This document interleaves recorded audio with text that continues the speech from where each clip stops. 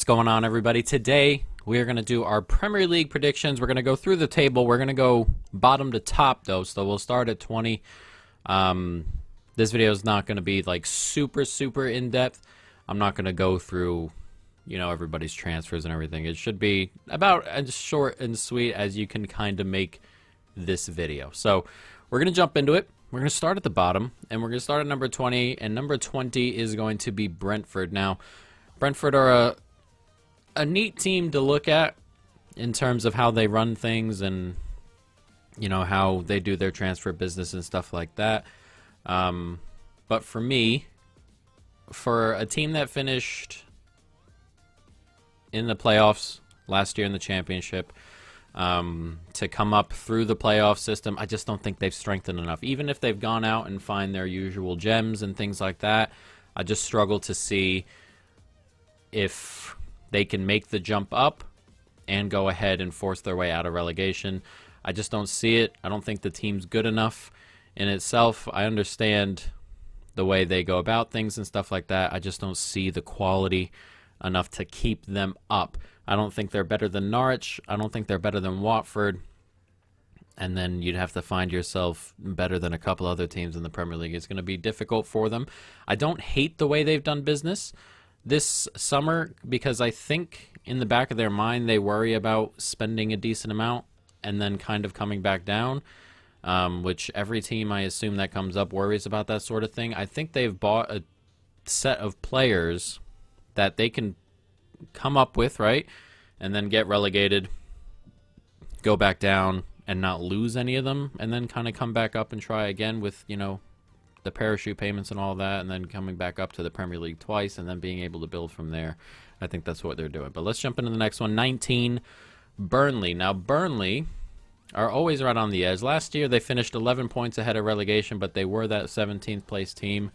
I don't think relegation this year is going to be 29 points. 28 points last year got you relegated. 29 got you safe. I don't think that's the case. They got 39, which is right around that number you want to survive here. I just think this has to run out at some point. They don't spend any money. They don't really help Dyche in that way.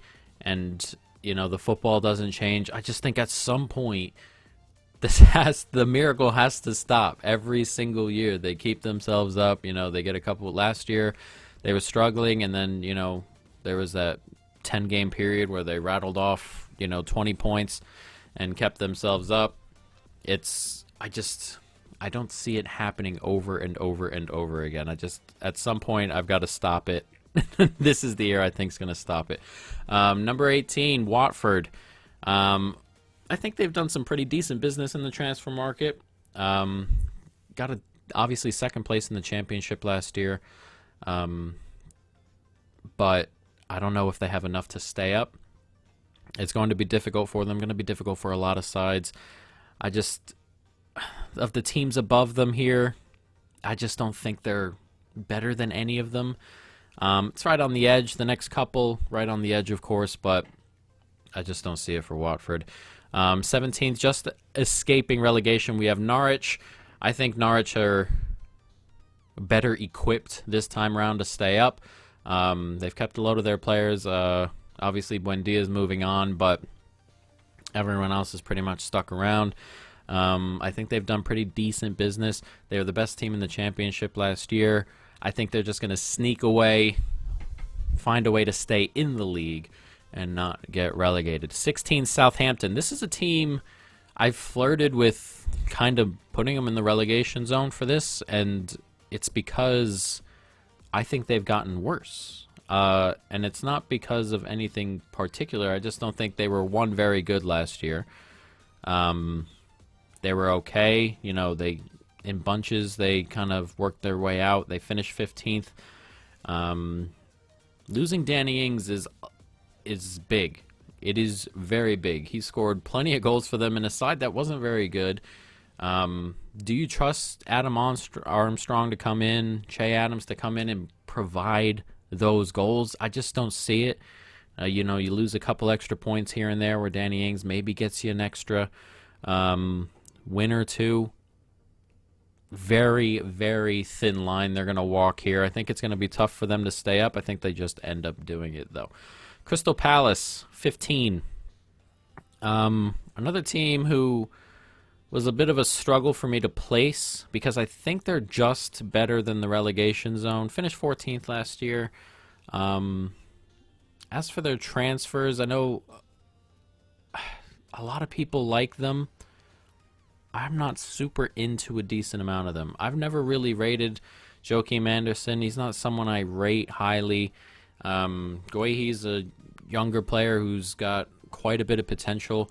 I don't hate that signing or anything. Does he walk right into the team right now and make them better? I don't know. Maybe a little bit.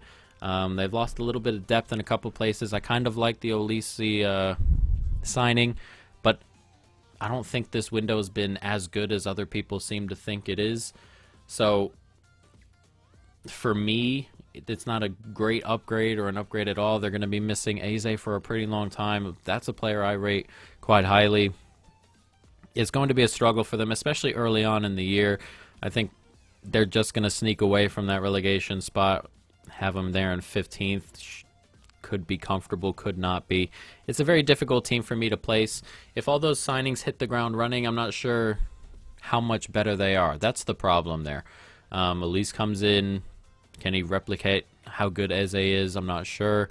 Does he come right into the team? Do they, miss a player like Townsend who, even if he's not starting, can, every once in a while come up with something that grabs him a goal?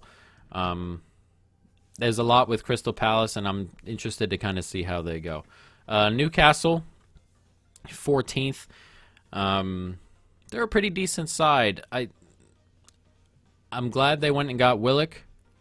It's a very good signing. He played so well for them last year. Really incredible, actually. Outside of that, though, I'm not super convinced with their transfer activity. I'm not so sure this is a team that's gotten better necessarily from last year or the second half of last year. It's one of those teams on a knife edge, kind of like Burnley, where they bought a player in, like Burnley bought in a center back to replace the center back they let go, and that was kind of it. Newcastle bought in Willock, and that's mostly it. Willock was someone that was there at the second half of last year anyway. So we'll see with Newcastle, another one kind of teetering on a knife's edge, or another team like that, but we'll see. Number 13, Brighton. Brighton finished 16th last year, comfortably ahead of relegation, kind of like Burnley did, 13 points ahead. They finished on 41 points, and anytime you watch them play, they played incredibly well. I just think a lot of bad luck last year does, if you get a little bit of good luck this year, this is one of those teams that can finish in this spot where we have them here, right here where I have them at 13th, I think is going to be the top of this bottom end pile. Every year you have, 6, 7, 8, 9, 10 teams that kind of all finish really close to one another at the bottom end of the table. I think this is where that cutoff is. I think Brighton finished at the top end of that pile. I just think I struggle to see how much more bad luck they could have.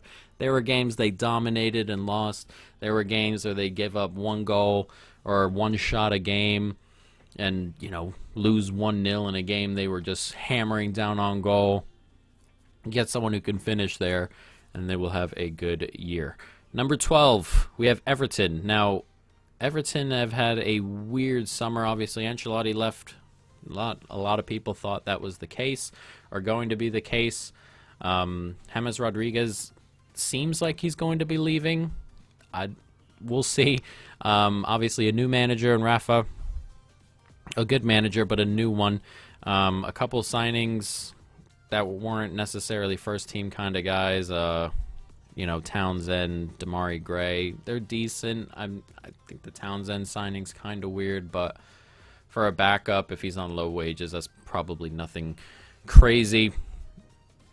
Damari Gray, someone who had a ton of potential and never really realized any of it at Leicester, but another player who could, kind of work his way into the team if he reaches said potential. But I just don't think this team's gotten better. One major thing about Everton as well that I have them down here, Richarlison, obviously their talisman, played all of last year and then came in and played the Copa America and then the Olympics, and then he's going to skip rest. That is going to catch up with players. There were 3 or 4 players who did that. It was Pau Torres did it, Pedri, Richarlison. That is surely going to catch up with them. You might see a couple tough injuries, just tired legs. That's going to catch up. It just has to. So if he misses a decent amount of time for Everton, it'll be a struggle. Number 11, we have Wolves. Wolves last year didn't have the year they wanted, obviously down in 13th. I have them up here in 11th. Now, I think they're going to get better just on the type of football they play. Nuno, to me, is a really negative manager. 5 at the back. They sit back a lot. And there are some good attacking players here. Neto, Traore, Jimenez, if he can get back firing. Obviously, he's coming back. And that should give them a significant boost on the forward line. Another year of Fabio Silva, if he can, take another step. He was getting a little bit better as the year went on last year. And this year it won't be all on his shoulders, so maybe that pressure will help him out a little bit. But going forward, I just think this team is better suited to an attacking style, or at least a least defensive style, less defensive style, where they can play a little bit more open, where Traore and Neto can get on the ball a little bit more, where the midfielders can kind of, just play. It's every time last year you watched Wolves, it was almost like they were winning 1-0 with 10 minutes to go, and they were just playing like that the entire game. And there are players here that are too good for that. I think the new manager will open them up a little bit, and hopefully that'll help them out. Number 10, Leeds. Now, Leeds are a good side. Last year finished 9th. Second season syndrome is a real thing. It'll slow them down a little bit, I think, perhaps. One thing that I think will slow them down is that they haven't bought anybody in yet. The season starts tomorrow, or today, when you're reading, if you're watching this, is right before the Arsenal-Brentford game. And they've only bought in Junior Firpo at left back for Alioski, who's left. I thought they would strengthen. They really haven't. But this is a middle-of-the-pack kind of team without any new signings. It just is. They'll obviously get in terms of managing games a little better. I think they'll get a little bit better at that. But I don't see a gigantic improvement coming this year from Leeds. Number 9, Arsenal. Now, Arsenal are a team, of course, who are trying to buy big at the moment.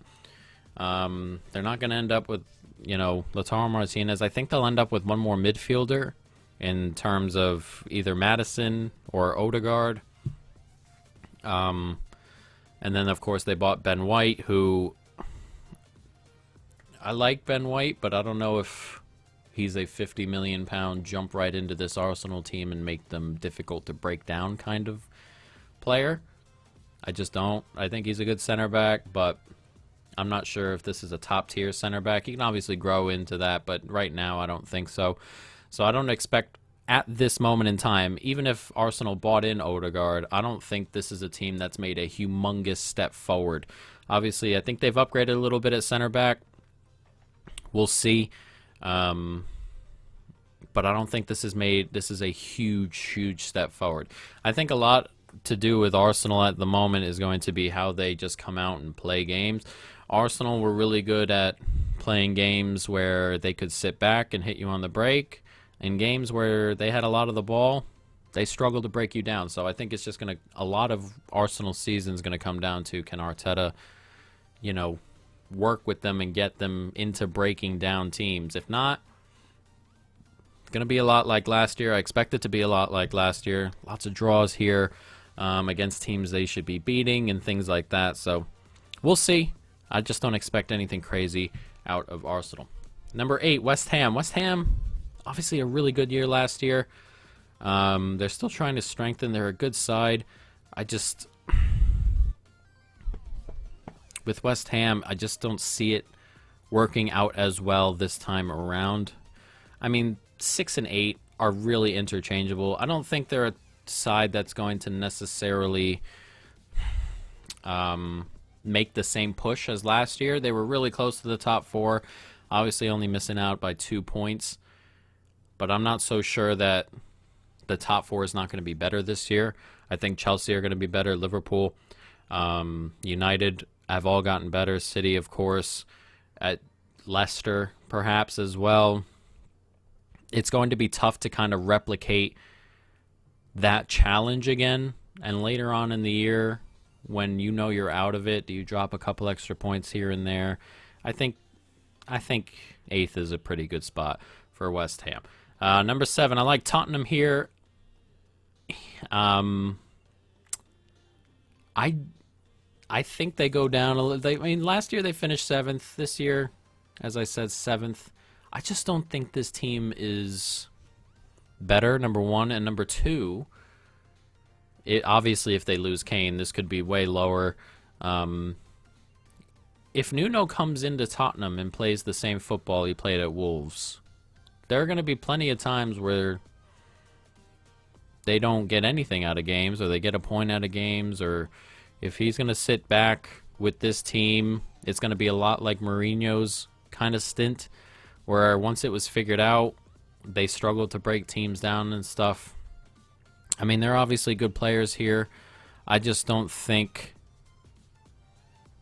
the players are good enough to overcome a super negative system.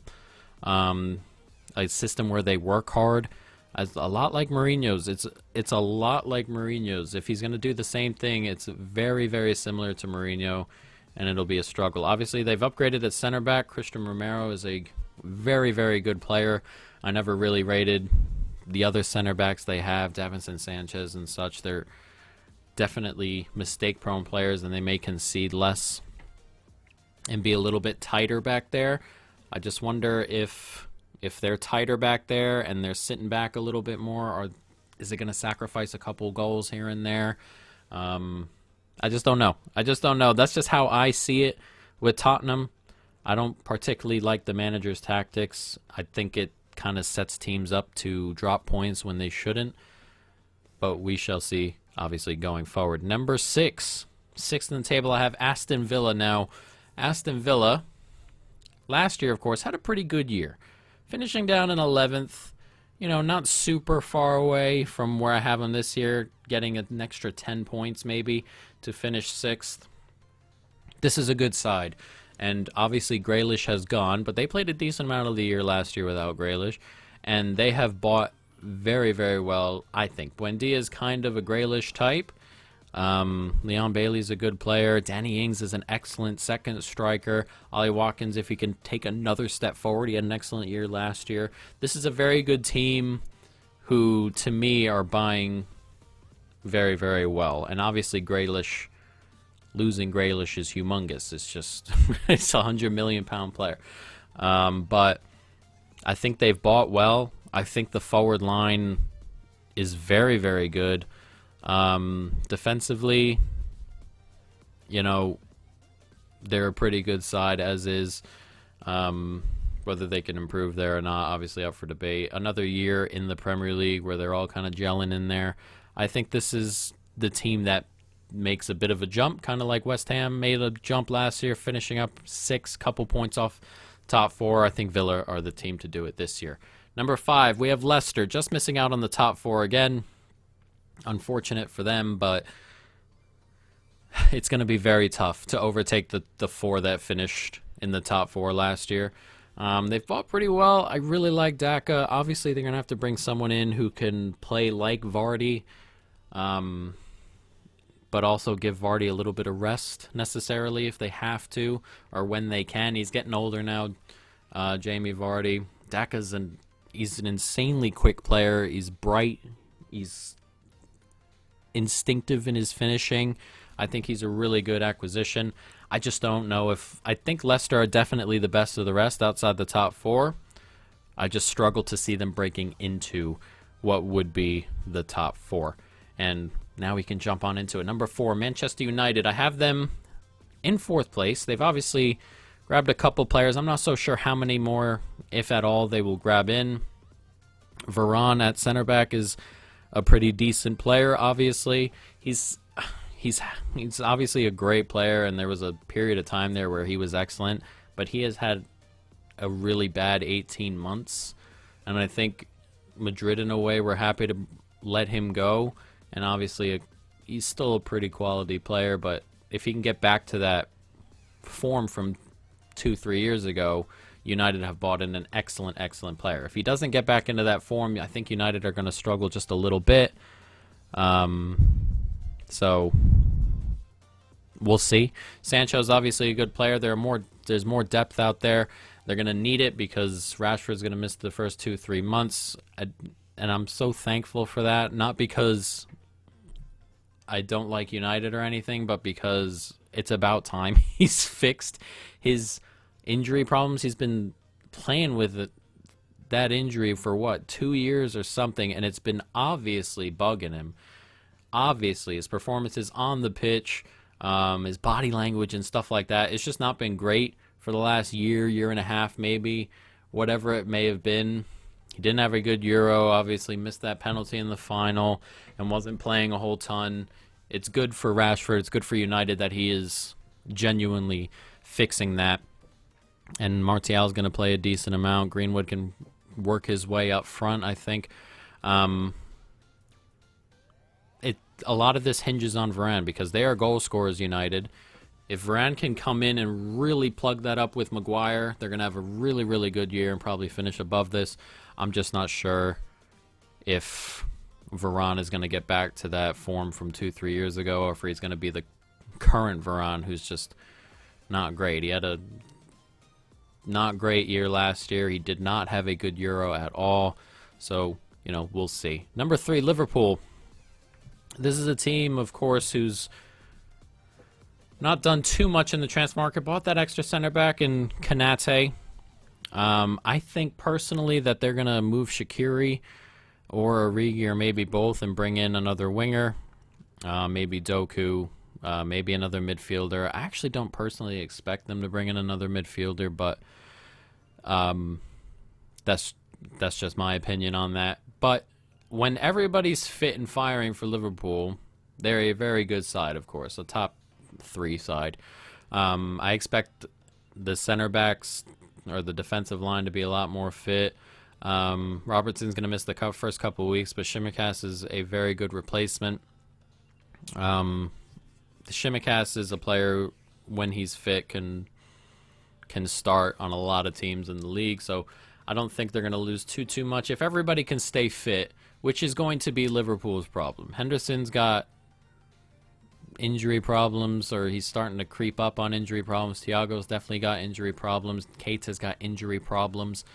If someone major in midfield were to go out a long time that isn't injury prone, like Fabinho, if Fabinho were to go out, this could be a very long season for Liverpool in midfield. Not too many times do I make predictions based off of health, unless health is a recurring thing. It is with Gomez. It isn't really with Van Dijk. It isn't really with Konate, though he had an injury last year. I don't think that's a recurring thing for him. Trent is normally very fit. Robertson's normally very fit.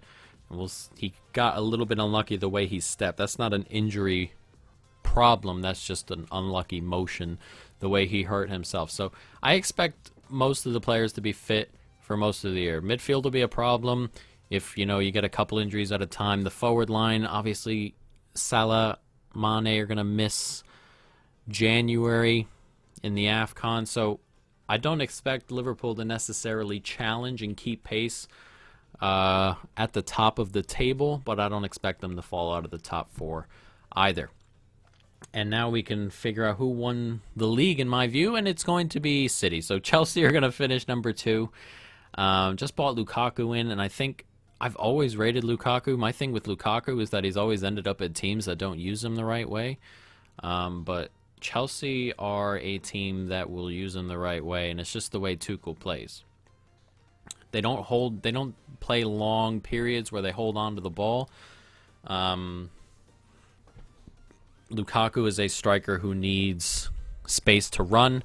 He's going to get that space, and if he can, move a couple players around him, if he can get maybe, I'm not sure if he's going to play Lukaku and Werner at the same time, or maybe move Werner out left. Just if he has runners off Lukaku and the wingbacks getting out of the way and stuff like that, dragging defenders, Lukaku is going to score tons of goals. Once Lukaku gets running with the ball at center backs, he is absolutely lethal. They don't, and Chelsea, as I said, don't play this game where they sit on the ball and hold on to the ball for long periods of time. That's not Lukaku's style, and that's just, he's just going to score plenty of goals. Tuchel's come in, they create tons of chances, they limit chances defensively. His system is just excellent. He's a very good manager, and they have a very, very good team. A very, very good team. It'll take them a couple weeks to get up to everything as they kind of bring players back from the Euro. But a very, very good side, and I expect them to finish second. And then number one, of course, is Manchester City, who I expect to win the league, especially if they maneuver a way to get Kane. I'm not sure they will. I don't think they will, but anything could happen in the transfer market with another, what's today, the 12th, another 20 days or so, 19 days to maneuver around. They may just end up, bidding over the top if they don't like how it goes. They're another team that may start off slow. First of all, their schedule at the beginning is very, very difficult comparatively, and they also have tons of players coming back as well from the Euro and Olympics and stuff like that, so they're going to need about a month to kind of get everybody into the team and firing. So they may start slow, but after the first 6 or 7 games, there is a period in their schedule there where they could win 15 in a row in the league and nobody would bat an eye. All their difficult games are early and then spread out toward the back end of the season, so it's going to be difficult once they get rolling. But that is going to be it, guys. I hope you've enjoyed it. Let me know how you feel down in the comments below. And peace.